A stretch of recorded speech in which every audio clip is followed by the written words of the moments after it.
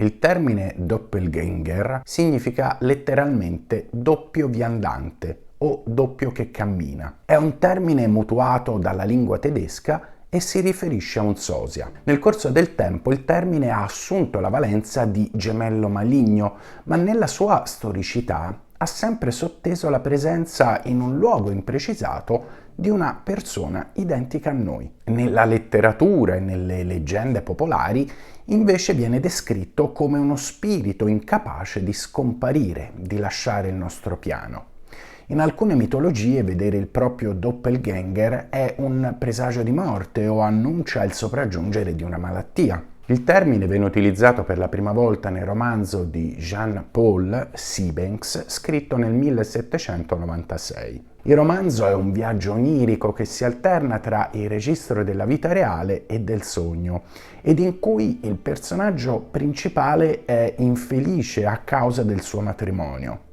Il suo alter ego gli suggerisce quindi di fingere la propria morte per scappare da una vita piena di insoddisfazioni. Da questa prima comparsa pubblica, la letteratura di genere è cresciuta in modo davvero esponenziale. Ricerche condotte poi negli ultimi decenni hanno portato inoltre a scoprire che alcuni personaggi storici sarebbero stati protagonisti in prima persona dell'incontro con il proprio doppio, il proprio sosia. Vuole ad esempio la tradizione che Abraham Lincoln abbia affermato di avere visto il suo sosia in uno specchio, accanto al suo riflesso nel 1860, poco dopo essere stato eletto presidente. Il suo doppio però era pallido e magro e dava l'impressione di essere gravemente malato. Lincoln e sua moglie erano persone estremamente superstiziose e considerarono questa apparizione come il presagio di un orribile destino. Lincoln, come tutti sappiamo, venne assassinato da John Wilkes Booth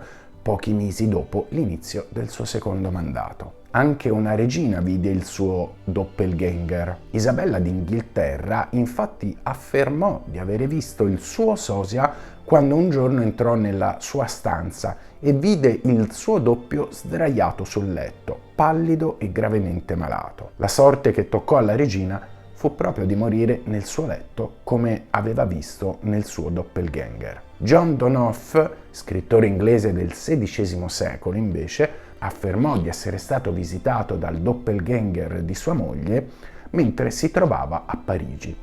La donna si presentò con un bambino in braccio. La moglie di Donoff aspettava realmente un figlio, ma quell'oscura apparizione parigina si sarebbe trasformata in un cattivo presagio o in un terribile destino, perché quel figlio nacque morto.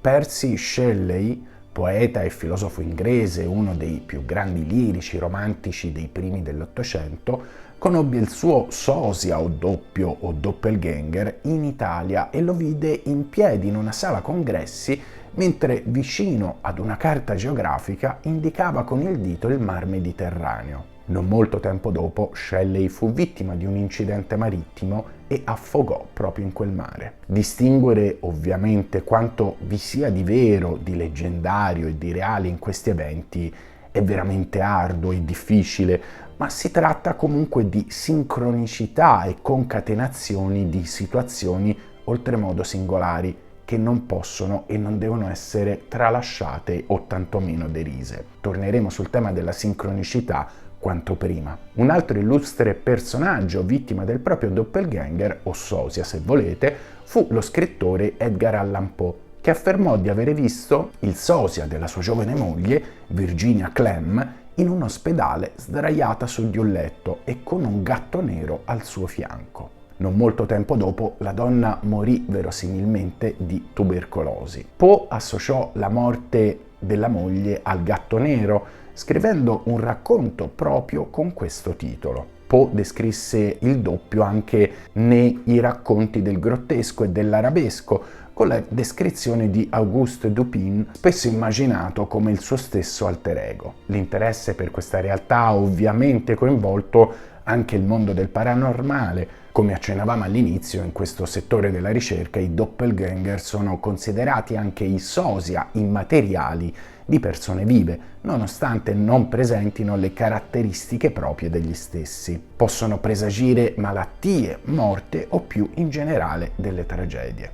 Altre teorie li vedono come spiriti che assumono le sembianze di una persona viva, spesso attuando comportamenti nefasti. Una leggenda degli indiani Cherokee, ad esempio, parla dei nunnei, spiriti che sporadicamente comunicano con gli uomini, ma che quando lo fanno assumono le sembianze di qualcuno che conosciamo, mantenendo addirittura il nome della persona che soppiantano.